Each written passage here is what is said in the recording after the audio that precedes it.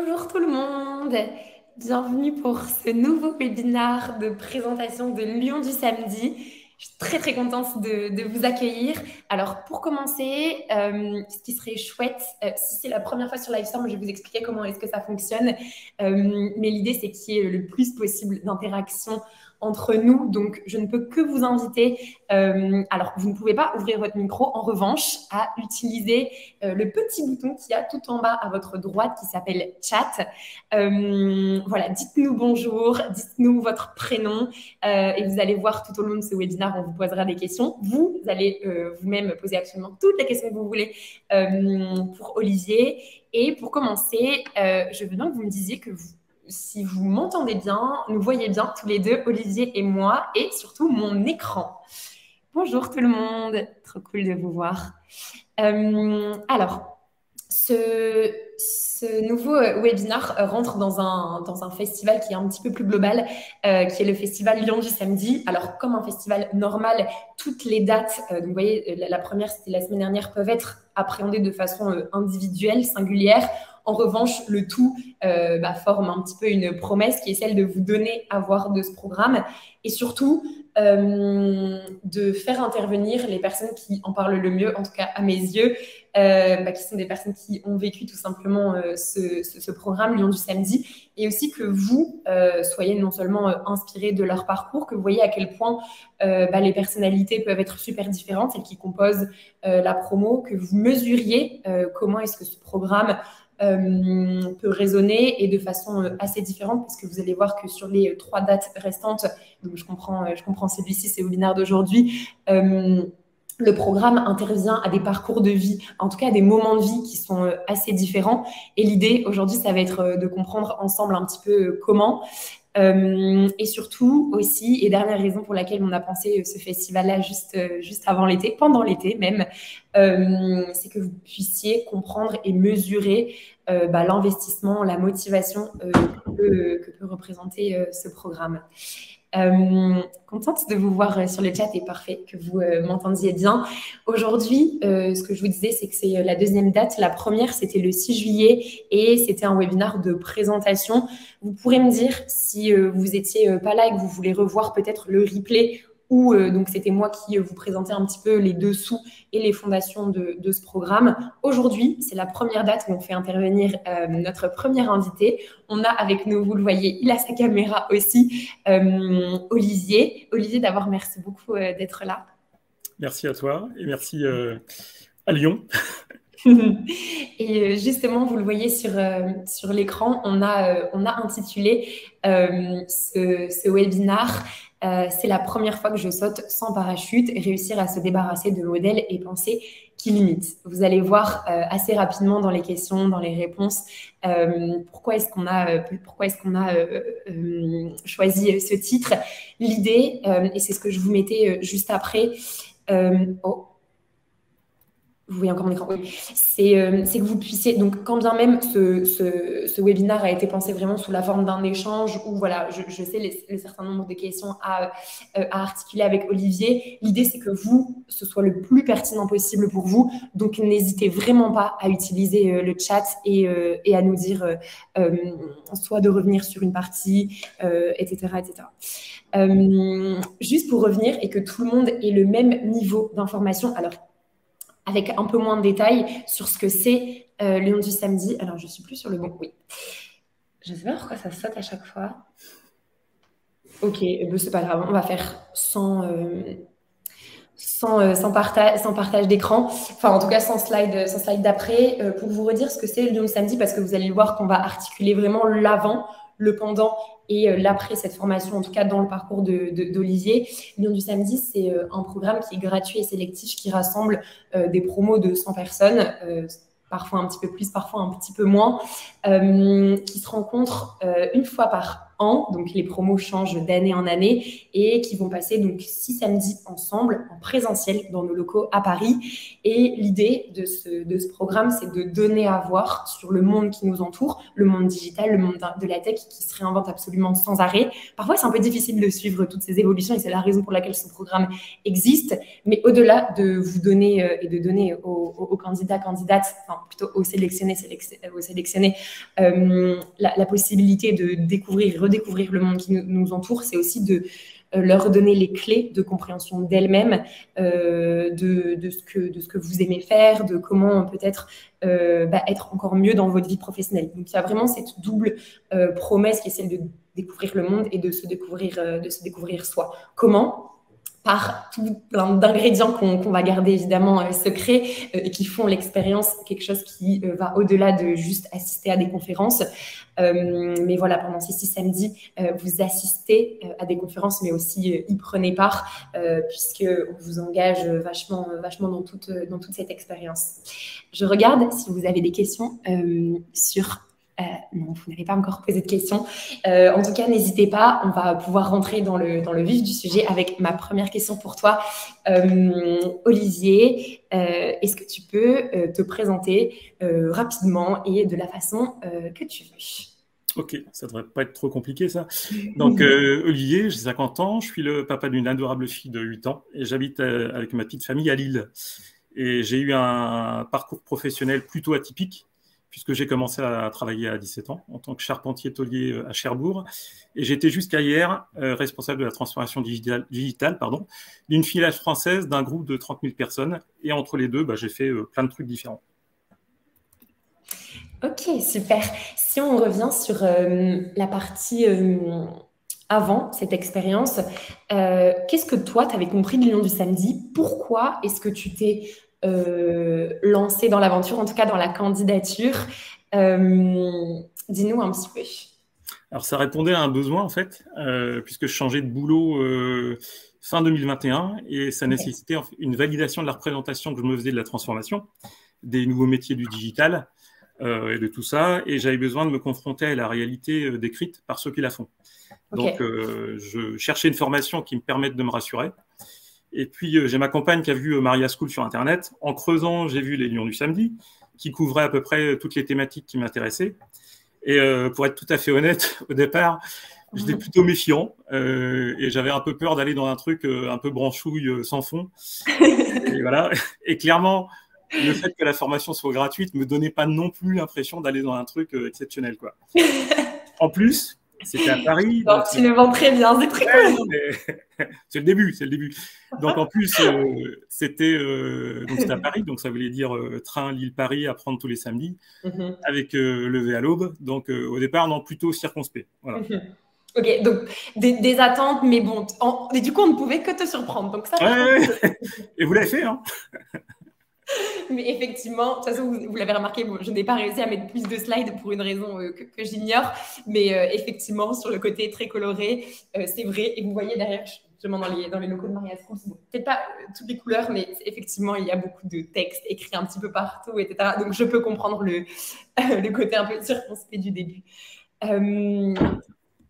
Et justement, c'est notre titre, et on va essayer un petit peu d'en décortiquer les ficelles. On voit que la réalité, elle a pris, et c'est la raison pour laquelle aussi tu es invité et tu es là aujourd'hui pour partager ton expérience, et on est très contente de ça.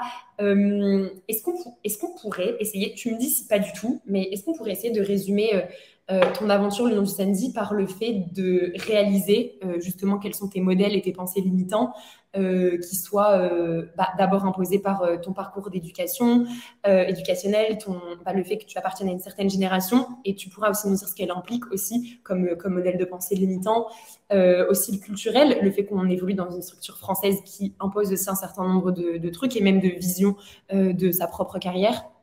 Est-ce que ce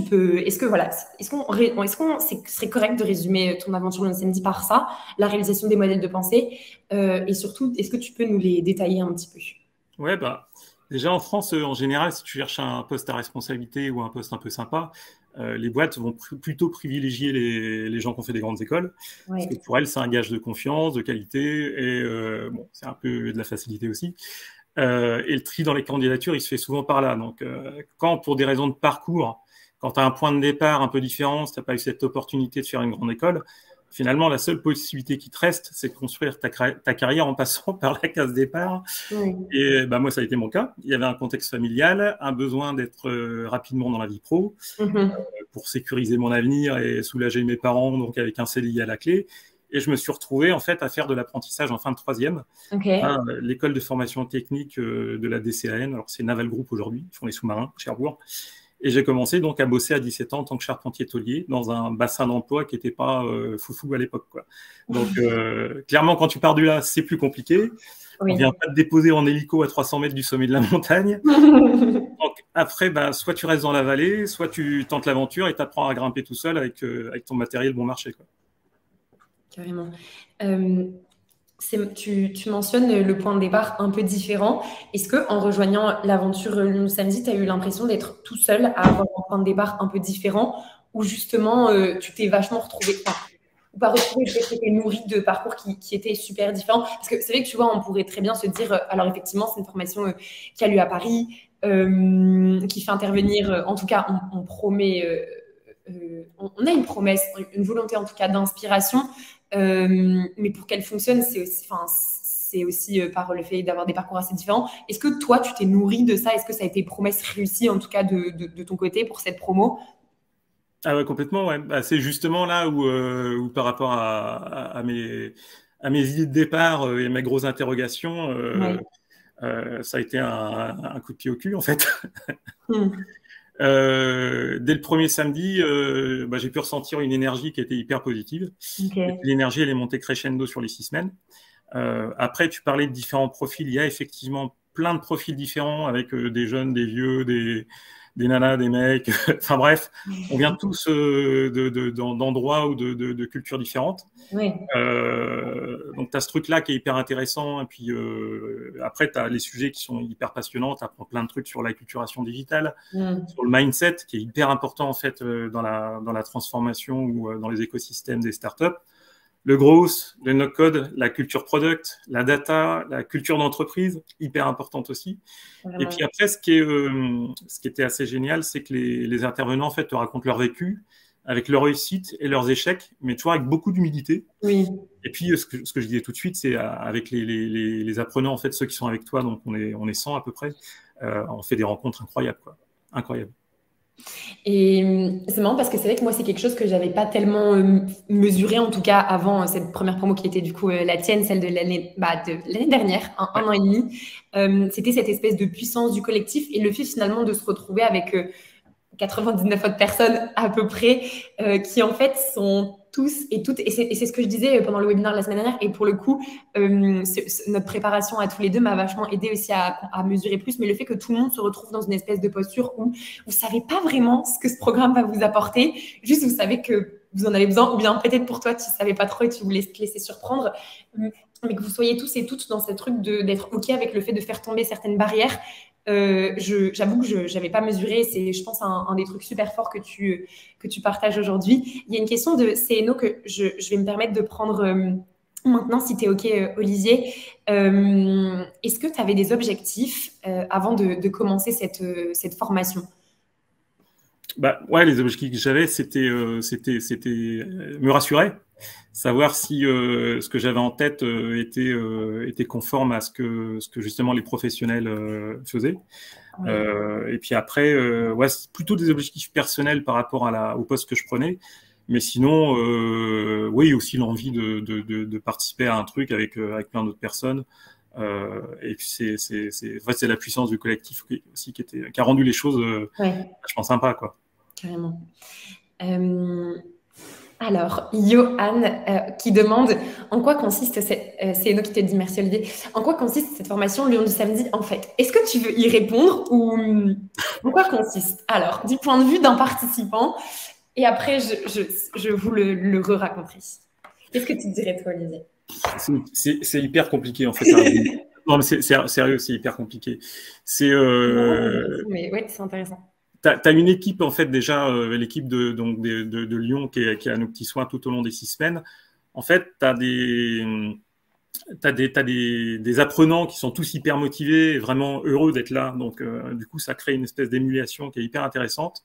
On a des intervenants vraiment de haute voltige, en fait, des gens qui sont des professionnels qui travaillent donc dans des startups plus ou moins grandes d'ailleurs, et à différents stades d'avancement, et qui viennent partager leur expérience, donc leurs échecs, c'est ce que je disais tout à l'heure. Après, ce qui est compliqué à décrire, c'est l'ambiance pendant les 6 semaines. C'est un truc de malade en fait.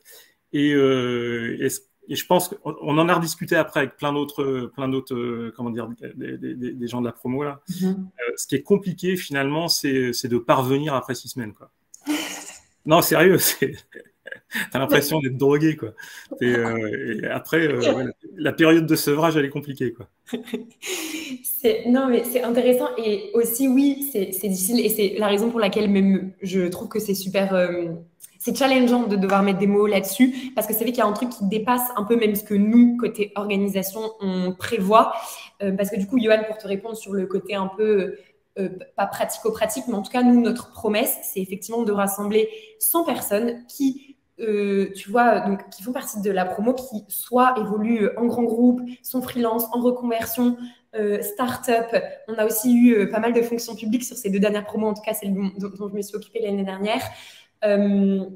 Et qui se rassemblent pendant 6 samedis, encore une fois en présentiel, et qui assistent à des conférences, donc qui font intervenir justement des experts terrain. Donc, tu vois, Olivier nous le disait, qui donnent à voir sur leur métier. Donc, on a des personnes qui évoluent dans le gros, produits, data, qui nous parlent de comment est-ce qu'ils réinventent leur façon de manager, de travailler, leur rapport au travail. On a pas mal aussi eu de conférences juste qui nous font réfléchir à qu'est-ce que c'est que la réussite pour nous. Est-ce que moi j'ai envie de m'extraire de ce qu'on considérait être un parcours normal? En fait, l'idée c'est vraiment d'ouvrir le plus de voies possibles à l'épanouissement et comment en fait est-ce que je peux être encore mieux dans ma vie pro. Il y a des sujets qui sont très métiers, tu vois, je t'ai mentionné certaines idées de métiers. À chaque fois, ça évolue d'une promo à l'autre. Mais c'est pas que métier. Parce que je me rappelle d'une session aussi sur le fonctionnement du cerveau. Exactement, c'est exactement ce que j'allais dire. Et tu vois, tu as aussi des sujets qui sont plus transverses, où effectivement, on avait eu Camille Allen, qui est docteur en neurosciences, qui nous explique qu'est-ce qui se passe dans notre cerveau quand on est soumis à des émotions très fortes, notamment qui peuvent mener au burn-out, etc. Donc, en fait, c'est vraiment assez global sur des sujets professionnels, donc métier, mais aussi sujets transverses. Donc, on parle de santé mentale, on va parler de bien-être, d'impact, de sens pour soi, mais aussi pour la société. Et je dirais qu'il y a une troisième catégorie de sujets qui sont des sujets entrepreneuriaux, dont Olivier vous parlait, avec des personnes effectivement qui ont fondé des entreprises plus ou moins grandes, qui viennent parler de la réalité, mais un peu sans concession. C'est ce que tu disais. Vous avez vraiment accès aux coulisses, pas seulement ce qui fonctionne bien et ce qui passe sur les chaînes de TV, entre guillemets, avec des paillettes. C'est vraiment toute l'histoire, enfin, justement, en tout cas, tout ce que... L'arrière-cuisine. L'arrière-cuisine, tout ce que les gens sont prêts à vous partager, vous l'avez. Et c'est pas, justement, c'est pas que... On n'est pas que spectateur, en fait. Oui. On est aussi acteur, c'est-à-dire qu'on peut vraiment poser toutes les questions qu'on veut. Il n'y a pas de limite. Bon, après, quand on posait trop de questions, comme moi... L'appel était... Évidemment, oui, évidemment, il y a ce côté... spectateur, spectatrice, mais en fait, vous êtes très acteur et actrice de cette expérience. Déjà, dans la façon dont ça va résonner ensuite en vous.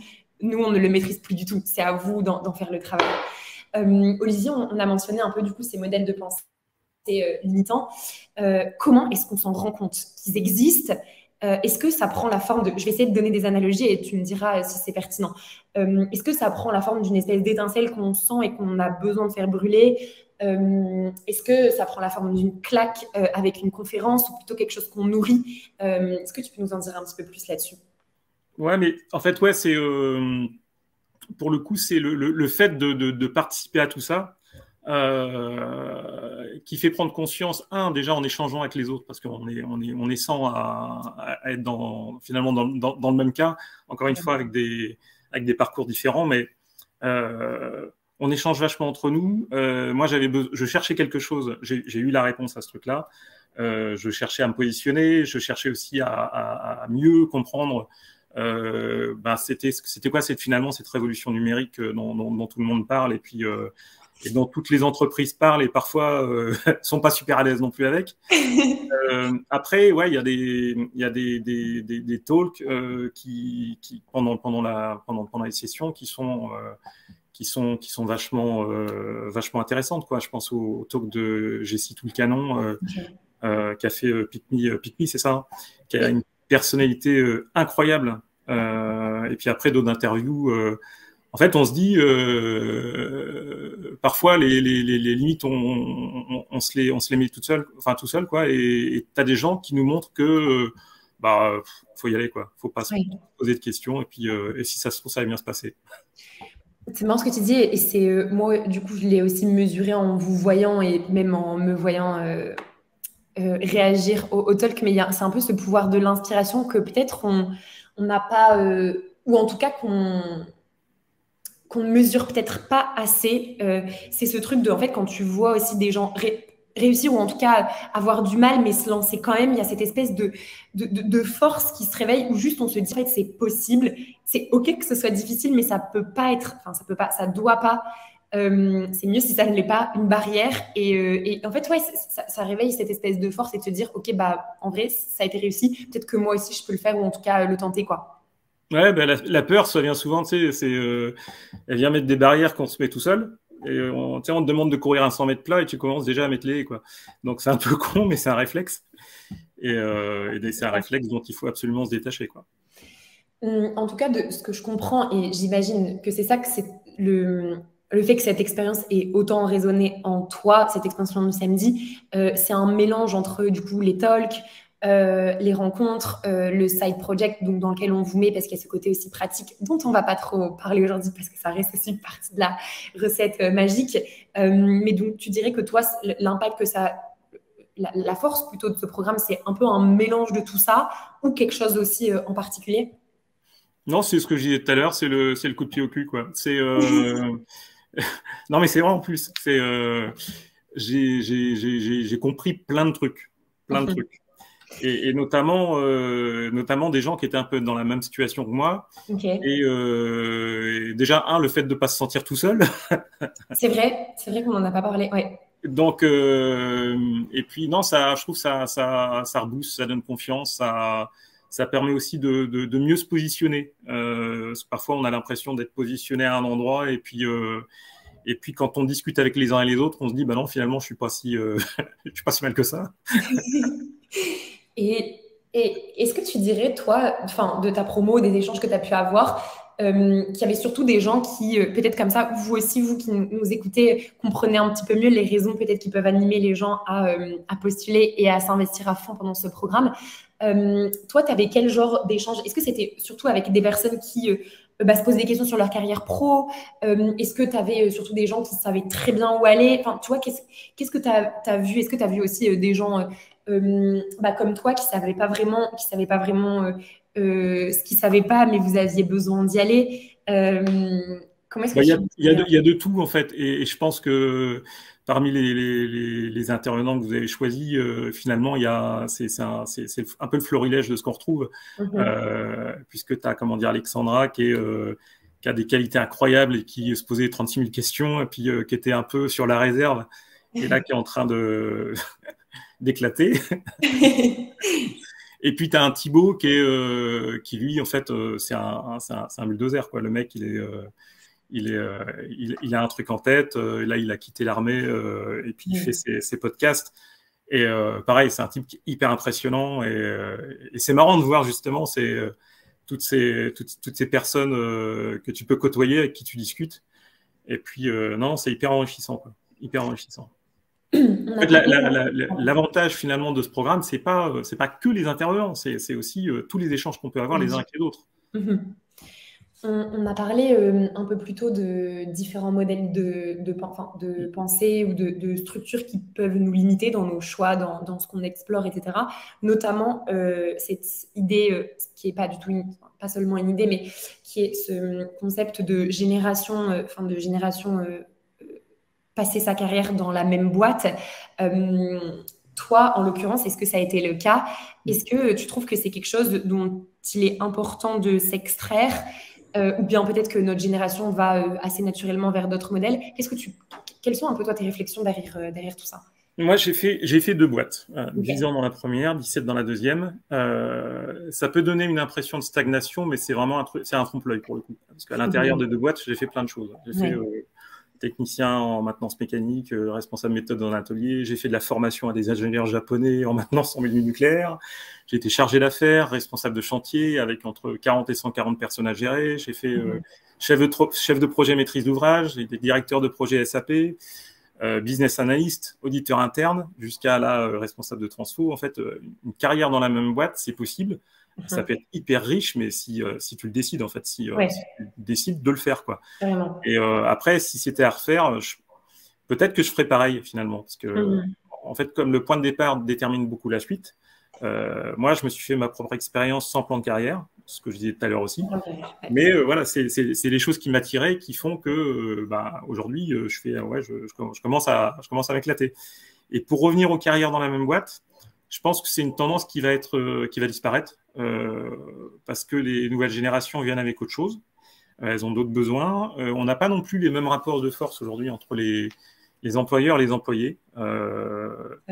Et puis même le concept même de boîte va évoluer. En fait, on n'est plus du tout sur le même temps et sur le même paradigme. Donc c'était peut-être quelque chose de générationnel. Alors peut-être que je me trompe, mais c'est l'impression que ça me donne. Il y a un peu 2 questions. Il y a aussi celle de Céno sur laquelle je voudrais revenir et qui me permet aussi de reprendre un petit peu ce que tu viens de dire. Le Lion du samedi, c'est aussi ça, de vous donner à voir sur justement les nouveaux paradigmes, ceux qui permettent de réinventer un petit peu les structures. Olivier, tu as aussi pas mal parlé de l'état d'esprit. En fait, nous, l'idée, c'est pas en tout cas, à travers le Lion du samedi, c'est absolument pas de se dire que les générations de carrière dans la même boîte, c'est absolument à proscrire parce que, Olivier, tu viens de le dire, ça veut pas dire qu'on ne se réinvente pas. On ne veut pas dire à travers le Lion du samedi que les startups c'est mieux ou que les scale-up ou en tout cas les structures qui sont dites agiles, etc. Ça l'est. C'est plus, il y a quelque chose de plus de l'ordre de vous donner à voir de ce qui existe pour que vous trouviez ce qui vous convienne. Du coup, Johan, ça me permet de revenir sur ta question à toi qui concernait, enfin qui demandait, qui disait plutôt que les sujets des conférences étaient un peu flous. Toi, Olivier, pour que ce soit super concret, est-ce que tu saurais, bon après dit que ça fait 1 an et demi, mais nous reparler des sujets qui avaient été les tiens de ta promo et comme ça je pourrais après moi rebondir et vous dire quels sont nos choix, nos réflexions derrière moi, les intervenants qu'on fait venir.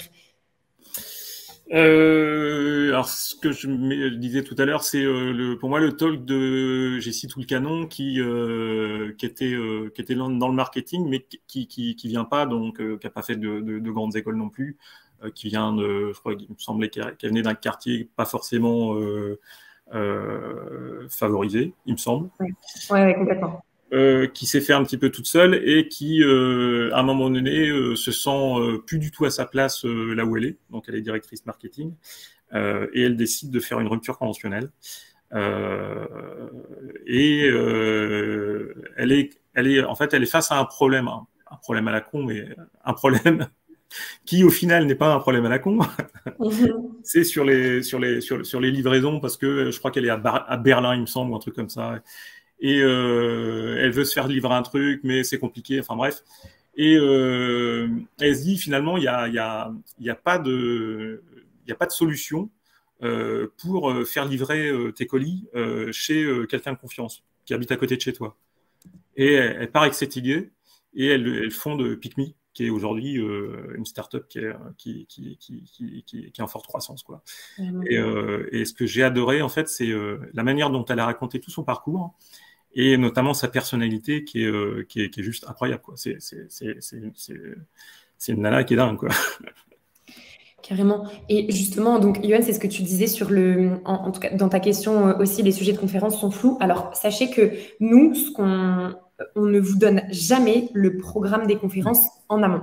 Donc, effectivement, c'est un risque à prendre. Vous savez que c'est ce que je vous disais qu'il y a 3 catégorie de talk. Effectivement, ce que Olivier, tu viens de réexpliquer, qui a un retour d'expérience sur une personne qui s'est lancée dans l'entrepreneuriat, qui vous explique les débuts, les difficultés, toujours dans l'optique de vous inspirer, de vous faire apprendre des choses. Il y a, oui, des retours d'expérience, il y a aussi la volonté de vous faire monter en compétence sur des sujets, des métiers qui sont très précis. On a, pour vous donner un exemple on a eu une journée avec la découverte de métiers. Donc, qu'est-ce que c'est que le gros? En particulier, c'était une personne qui venait de Vestiaire Collective, donc sur la dernière promo, qui expliquait ce que c'était, comment penser l'accélération de son business, etc. Donc, les sujets métiers, découverte des nouveaux métiers, des sujets entrepreneuriaux et des sujets transverses de plutôt notre propre rapport au travail. Donc effectivement, c'est un pari à prendre et cette idée que ça peut vous apporter quelque chose. Mais en tout cas, vous n'aurez jamais le programme en amont. Pour revenir sur les différentes les barrières, on en a parlé qui sont assez culturelles, éducationnelles, etc. dans ton parcours. Est-ce qu'il y en a qui sont plus, je dirais, personnelles, dont tu voudrais nous parler? Est-ce que c'est plus difficile de s'en extraire que des autres? On en avait déjà discuté un peu tous les deux, c'est le fameux syndrome de l'imposteur. Alors, je ne sais pas si c'est vraiment le syndrome de l'imposteur, mais moi, le fait que j'ai toujours voulu montrer que j'étais capable puisque j'avais pas les diplômes.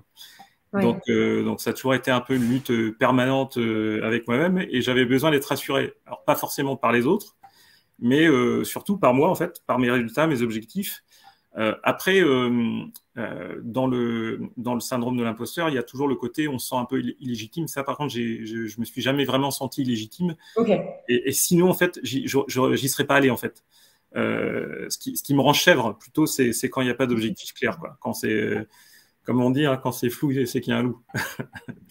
Et puis après, l'autre truc, c'est quand tu restes longtemps dans une boîte comme ça, tu peux aussi, t'as une espèce de syndrome de Stockholm. Qui fait qu'à un moment donné, tu es dans la boîte, donc tu t'isoles un peu et tu peux parfois devenir otage de ta propre situation, jusqu'à ce que finalement ce soit trop compliqué, et à ce moment-là, tu dis stop, quoi. Et ça m'est arrivé 3 fois.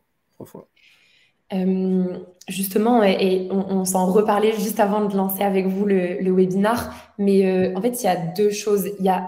C'est une chose d'être conscient de ce qu'on aime faire, où aller, etc. Mais c'est une autre de prendre conscience qu'on n'est pas bien, qu'on n'est pas bien, en tout cas qu'on peut être mieux, potentiellement autre part, mais de savoir où. Et je trouve que ça peut être parfois un peu vertigineux de se poser ces questions-là. Et c'est aussi ce qu'ouvre le samedi, de vous permettre de vous trouver des réponses. Toi, en l'occurrence, alors oui, il y a eu ce programme, tous ces éveils / réveils, le fait de rallumer certaines flammes, etc. Mais surtout, tu as pris des décisions. Il y a un après qui est assez fort, puisque du coup, tu as choisi de partir de la boîte dans laquelle tu étais depuis un moment. Est-ce que, qu'est-ce qui t'a poussé à prendre cette décision-là? Est-ce que tu as peur? Qu'est-ce que ça ouvre là comme genre de sentiment? Ça fait beaucoup de questions, là. Ouais. Non, oui, ça fait, oui, c'est. Alors, déjà, le contexte. Je sortais de 6 ans à l'international avec une expérience absolument géniale, et j'ai eu l'opportunité de revenir en France pour le poste de responsable de transformation digitale. Et c'est le poste que j'ai quitté en fait pas plus tard qu'hier. Le fait d'avoir fait les Lions du samedi m'a permis de comprendre 2-3 trucs. L'apprentissage en continu. C'est que j'ai compris en fait que de toute façon, et ça, je pense c'est Annabelle Bignon qui en parlait lors du premier talk. Oui. Dans les années 80, en fait, tes compétences elles duraient 30 ans. Voilà. La durée de vie de tes compétences était 30 ans. La durée de tes compétences, de tes compétences aujourd'hui, c'est 2-3 ans. Voilà. Donc ça veut dire qu'il y a un besoin tout le temps de se former. Et c'est pas qu'un besoin, en fait, c'est une nécessité. Donc ça veut dire que depuis les Lions du samedi, j'assiste souvent à soit des webinaires que vous organisez, mais aussi d'autres webinaires. J'ai compris aussi la puissance du réseau. que j'avais pas forcément en tête. Alors j'étais sur LinkedIn, mais donc c'est un réseau, mais pour le coup, il y a aussi le réseau d'alumni qu'il y a avec la Maria School, qui est pareil, qui est hyper puissant. Et puis, je me suis même inscrit à d'autres réseaux, donc notamment un réseau qui s'appelle Transformation Nord, et qui a été créé par l'excellente Garance Moulin. Je la cite, parce que c'est pareil, c'est une personne qui est assez incroyable. Est-ce que ça fait peur de partir? Parce que j'ai pris la décision de partir parce que je me sentais en fait je me sentais en total décalage, voilà. Professionnellement et humainement, bon, ça arrive. Et donc j'ai demandé une rupture conventionnelle après 17 ans, et je l'ai fait en fait pour rester en phase avec moi-même. Et donc c'est ce qui avait marqué dans le titre, je crois que c'est la première fois que je saute sans parachute. Donc est-ce que ça fait peur? Oui, oui. Au départ, t'es pas à l'aise. Parce que tu penses à des trucs hyper pragmatiques, hein. C'est le crédit de l'appart à payer, ta famille, qu'est-ce que je vais faire après?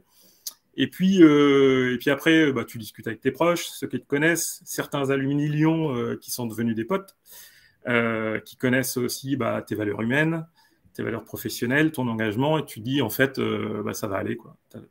T'as fait le bon choix. Et c'est hyper important d'échanger avec des gens de confiance, que ce soit des amis ou des professionnels, parce que ça élimine en fait tous les parasites qu'on peut se mettre en tête, quoi. Il y a une question c'est Eno qui nous remet un petit peu au début de ta réponse. Est-ce que justement ça vous a éclairci ce syndrome de Stockholm / de l'imposteur, justement par rapport à ces parcours de gens qui ont fait des grandes écoles, etc. Ce que j'ai compris, c'est que j'avais pas à rougir en fait, et que quand j'ai échangé avec eux, souvent ils étaient super surpris du parcours que j'avais pu faire, et au final on arrive à se comprendre. Et on avait exactement les mêmes sujets, exactement les mêmes difficultés. Alors le parcours est différent, mais les difficultés sont les mêmes. Aujourd'hui, les entreprises ont beaucoup de mal à se transformer pour tout un tas de raisons. Ça remet en question plein de choses, des questions de gouvernance, des questions de partage de data, de mindset, on en parlait. Ça veut dire aussi accepter de péter les cloisons entre les silos. Dans les grosses boîtes, il y a beaucoup de silos. Ça veut dire aussi être capable d'aller soulever les tapis, d'aller ouvrir les portes de placard pour montrer que tout n'est pas parfait, mais c'est pas grave. Donc ça demande ça réinvente un peu le truc. Et du coup, je sais pas si ça répond à ta question. Mais en tout cas, oui, ça m'a permis de me réaligner et puis de me dire que finalement, quand on est dans la transformation ou quand on est en start-up, on fait face à peu près aux mêmes difficultés. Voilà. Faut pas hésiter à me dire si ça répond pas à la question. Ouais, alors je vais regarder, oui, ça répond. Trop bien. Péter des cloisons, soulever des tapis, ouvrir des placards, c'est une espèce de, pas rage, mais un truc d'une espèce de force que, en tout cas, j'entends. Est-ce que tu dirais que ça t'a conduit et animé pendant toute ta carrière, ou c'est quelque chose que tu as essayé de garder un peu en toi et qui pète entre guillemets maintenant? Ouais, c'est quoi cette espèce de truc où je sens une espèce de volonté de nouveauté et de sans arrêt de réinventer qui est super fort? Alors, je me considère un peu comme un fainéant. Okay, voilà. Mais pas dans le mauvais sens. En fait, dans le sens où j'aime pas faire en 3 fois ce que je peux faire en une. Okay. Et j'aime pas en fait perdre mon temps. Okay. Tu le notes, hein, je suis là. Hein. Donc je perds pas mon temps là. Voilà. Je suis flattée. Voilà. Et c'est toujours un truc qui m'a animé. Voilà. C'est toujours un truc qui m'a animé, que j'ai toujours essayé de faire mieux demain que ce que je fais aujourd'hui. Mais parce que par aussi curiosité, et puis parce que parfois quand on bosse en équipe, on s'aperçoit qu'il y a plein de trucs où on s'emmerde, et souvent avec l'intelligence collective, on peut arriver à justement péter les cloisons. Il y a un concept aussi que j'aimais bien, on en a discuté, c'est le concept d'honnêteté radicale. Oui. Voilà. que j'aime beaucoup, qui est pas forcément tout le temps simple à placer. Alors, honnêteté radicale, ça veut pas forcément dire tout et n'importe quoi. Oui, est-ce que tu peux nous la définir pour celles et ceux du coup qui nous écoutent? C'est-à-dire, c'est déjà être honnête avec soi-même. C'est que si à un moment donné, on n'est pas d'accord avec quelque chose, on peut tout à fait s'exprimer et c'est pas grave. Et souvent, on le fait pas parce que il y a des questions de hiérarchie, il y a des questions de, en fait, il y a tout un tas de trucs autour de nous par rapport à notre environnement qui fait qu'on se sent bridé et on n'ose pas dire les choses. Et je pense que l'honnêteté radicale a cette force. C'est d'être en phase avec soi-même et puis deux, parfois aussi de remonter des problèmes qui peuvent être inconnus par les autres et donc les mettre en lumière et pouvoir travailler dessus. Donc c'est un concept que j'aime beaucoup. Voilà. Mais qui peut être compliqué dans certaines organisations. Qui peut être difficile, surtout si parfois on a face à nous effectivement des structures, mais je pense effectivement que c'est quelque chose qui s'apprend et je pense, mais dis-moi, qu'on est rarement déçu d'avoir essayé de péter des cloisons et de regarder sous le tapis et d'essayer de justement, ce que tu disais sur cette deuxième phase, deuxième définition de l'honnêteté radicale, de remonter des problèmes. Ouais. Ça peut que apporter quelque chose de mieux potentiellement. En tout cas, au moins, on aurait essayé, quoi. Ouais. Après, quand je dis péter les cloisons, c'est pas avec une masse. Hein, non, bien sûr. Non, ça se fait vraiment, ça se fait ensemble. Hein. Mais pour être ensemble, il faut qu'on soit alignés. Et après, il y a d'autres notions qui viennent. C'est la notion de futur désirable. Donc, dans la conduite du changement, c'est ce qu'on apprend aussi dans les ateliers d'intelligence collective. Donc voilà, c'est des choses comme ça qui permettent de péter les cloisons et de faire comprendre que même si on est dans des directions différentes, dans des départements différents, en fait, l'intérêt il est le même, quoi. C'est que ça marche, quoi. C'est que la boîte puisse continuer sa route et puis que ça permette aussi de mieux répondre aux clients, quoi.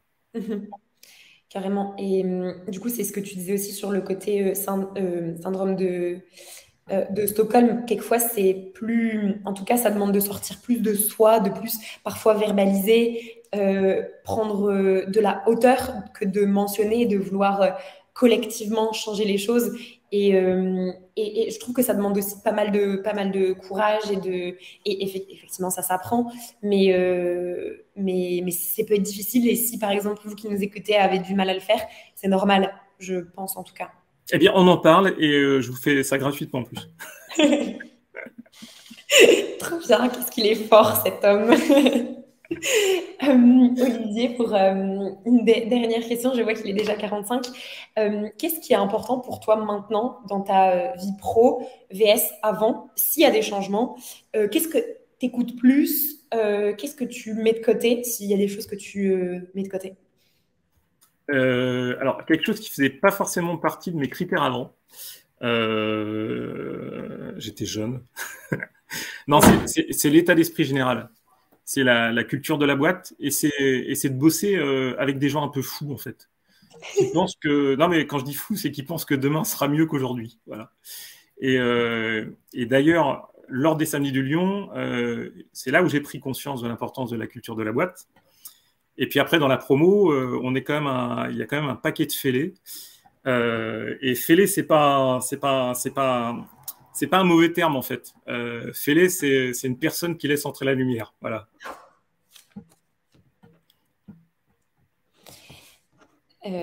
Pardon, je trouve cette formule tellement, enfin, c'est trop bien dit. C'est vrai que c'est un peu ça. Et tu l'as encore une fois si bien redit, mais il y a quelque chose de l'ordre dans ce programme et toi que je ressens vachement aussi dans ta vie, puisque ça continue de résonner. C'est ce truc de futur plus désirable qui soit meilleur pour nous et pour le monde aussi, qu'on s'autorise à rêver pendant le samedi et ensuite à exécuter ou en tout cas à faire continuer de vivre dans nos vies après ces 6 semaines. Merci du coup pour ces partages qui sont hyper même éclairants, même moi, dans la façon dont je peux raconter et même penser ce programme. Laïla, bah, tu vois, bravo, j'adore cette définition. Pareil. Alors, il y a 2 questions, Olivier, que je vais te poser. Alors, qui sont du coup dans le chat. Est-ce que vous évoquez dans les Lions du samedi le futur, à savoir les évolutions, les futurs usages, mode, la relation entreprise avec les futures générations des collaborateurs, collaboratrices, etc. Alors oui. Et tu vois, justement, Thibaut, quand on parlait Olivier mentionnait ce côté, cette notion d'honnêteté radicale. On parle aussi pas mal de... ça a été un concept qui a été pensé par Kim Scott, et notamment pour parler de la façon dont les managers voient la relation avec leurs managers, leurs collaborateurs, collaboratrices. Donc, tu vois, tout ce qui est relation à l'autre dans le travail, comment est-ce qu'on peut mieux soit donner des feedbacks, évoluer avec l'autre, se faire grandir, etc. C'est des sujets qu'on aborde et qui changent pour le coup vachement de promo en promo, parce que tu vois, ce sujet, je sais pas, tu vois, un sujet que moi j'aimerais beaucoup mettre dans la prochaine promo, c'est ce truc de quiet quitting, ces sujets d'engagement. Donc, tu vois, c'est aussi des sujets, moi qui, je sais, parlent pas mal aux gens d'aujourd'hui, et du coup qu'on intègre dans les promos, donc les évolutions, oui, des différents métiers, les futurs usages, oui, donc futurs univers. Je pense à, sur les 2 promos, il y avait ça, donc celle d'Olivier et celle d'octobre dernier. Tu vois, le Web 3, d'essayer d'en comprendre un petit peu, l'intelligence artificielle, les impacts que ça peut avoir. Donc oui, et future génération des collaborateurs, collaboratrices, je trouve que c'est une belle idée de sujet. Ouais, et qui aurait totalement sa place, effectivement, dans le programme. Alors, il y avait une autre question que je remets. Dis-moi, Thibaut, si ça répond bien à ta question. Ok, super. Alors, donc, il y avait ensuite, donc c'est pour toi, Olivier, vous parliez d'alignement tout à l'heure. Ça veut dire que votre next step est plus en alignement avec vous-même. Est-ce que le programme a contribué, selon toi, à ce changement? Ah oui, oui, oui. Oui, oui, sans aucun doute, ouais. Ça a mis une petite graine qui a poussé lentement mais sûrement. Et non, ça m'a vraiment, oui, ça a été comme un espèce un passage de relais en fait. C'est voilà, ça m'a reboosté, ça m'a permis d'aller de l'avant, et oui, il y a eu un avant et un après. N'hésitez pas, je vois que il est 49. Si vous voulez encore poser des questions à Olivier, soit sur tout ce qu'on vient de voir, les modèles de pensée limitants, en tout cas, voilà le sujet qu'il était important pour nous d'articuler et qui résume pas mal son parcours, ou soit sur le programme, dites-moi, écrivez-nous là sur le chat. Le temps de vous laisser réfléchir, on va finir avec les quelques questions qu'on s'est notées avec Olivier. Est-ce que toi aussi, de ton côté, Olivier, il y a des sujets ou une question qu'on n'aurait pas abordée, qu'il est important pour toi de mentionner en cette fin d'échange? Non, moi en fait non, j'ai plutôt une remarque en fait. Okay. Alors déjà un grand merci à l'équipe de Maria, aux fondatrices, donc Agnès Salazar et Annabelle Bignon, et puis ceux qui travaillent dans l'ombre aussi. Et je trouve que ce qu'Agnès et Annabelle ont construit, c'est une vraie réussite. Et ça continue encore parce que pour le coup, nous, on reste aussi beaucoup en contact. Et que ça va pas s'arrêter comme ça. Je pense que c'est un programme qui est vraiment, pour tous ceux qui s'intéressent à ce qui se passe en ce moment dans le monde de l'entreprise en général, et notamment par rapport à tout ce qui est révolution numérique, toutes les nouveautés, tout ce qui peut arriver, c'est un super pied à l'étrier, quoi. Franchement, c'est vraiment un super pied à l'étrier. C'est une référence qui te plaît, Annabelle, tu fais du cheval. Je fais pas de cheval. Mais j'adore cette réflexion. En fait, j'aime beaucoup, assez globalement. Tu fais pas de cheval? Non, je fais pas de cheval. Tu vois, les biais cognitifs, on en a parlé aussi pendant la formation. Mais c'est vrai qu'on en a parlé. Mais non, assez globalement, tes illustrations sont tout à fait éclairantes. Merci à vous pour vos retours. Alors, je vois que vous continuez de parler. Ok. Laïla, Céno, merci pour vos retours. Pour finir, sur finalement un peu ce programme et la façon dont on peut s'y investir, pour toi, quel conseil tu donnerais à, comment tu vas finalement réussir son expérience, si on finit avec cette question-là? Alors, le conseil, j'en ai 3. Le premier, c'est une petite vanne, mais bon, c'est déjà c'est gratuit, donc si ça vous plaît pas, il vous rembourse la différence. Objectivement, la seule hésitation qu'il faut avoir par rapport au programme, c'est la question qu'il faut que vous posiez, c'est est-ce que vous êtes prêt à sacrifier 6 samedis complets en présentiel et 5 mercredis soirs d'affilée en distanciel. Si c'est OK pour vous, à ce moment-là, il faut y aller parce que le produit a une telle valeur que ça serait vraiment dommage de passer à côté. Il y a un autre truc aussi, c'est que la distance, c'est pas une excuse. Moi, je venais de Lille, par exemple. Il y a Thibaut, il venait de Toulon. Michael Promener, il venait de Nice. Fabrice Javel, non mais Fabrice Bonne en Allemagne, quoi. Ouais. Romain Gobert, il venait de Lyon. Et mon poteau Eric, il venait de Savoie, quoi. Donc voilà, donc c'est un. Et Eric, c'était je crois que c'était le doyen de la promo. Hein. On va pas dire son âge, il est pudique. Je pense qu'en plus, Eric est là. Mais en tout cas, effectivement, vous savez qu'il y a des âges tout à fait différents. Non, mais c'est l'heure de la sieste. Oh non, t'es très gentil. Oh, j'ai droit, ça va. Et comment réussir son expérience alors, vraiment, en laissant son sac à dos au vestiaire. Quand je dis son sac à dos, c'est laisser, venez vraiment sans charge, quoi. Et puis se muer en éponge et juste absorber tout ce que vous pouvez absorber. Un autre truc, il faut absolument que vous fassiez le side project. Voilà. Moi, j'étais dans une équipe où bon, ça a été un peu compliqué. Faites-le et n'hésitez pas à vous appuyer sur le parrain ou la marraine. Voilà. Voilà. C'est vrai que du coup, là, par le prisme de ton parcours et de ton expérience à toi, on a essayé de vous donner à voir de cette expérience de ce programme le samedi. Vous le voyez, là, Olivier vous a mentionné aussi des ingrédients qui, pour nous, nous semblent importants pour vous faire vivre cette expérience un peu hors du commun. Je pense au side project, au parrain marraine. Effectivement, ce que vous savez, c'est que tout est mis en œuvre pour vous permettre de vous poser le plus de questions possible et de réaliser les réponses. Il y a plein de trucs vers lesquels on ne va pas dans le détail, aussi pour vous laisser l'occasion de découvrir tout par vous-même. En tout cas, j'espère que ça vous a donné à voir de façon un petit peu plus claire sur ce programme. Moi, en tout cas, ça m'a donné plein de nouvelles billes pour raconter encore mieux ce programme que j'aime trop, puisque du coup, tu sais que je ne vous l'ai même pas dit, mais du coup, je l'organise évidemment de façon commune avec les fondatrices Annabelle Agnès et Joséphine aussi, qui fait partie de l'équipe Lyon.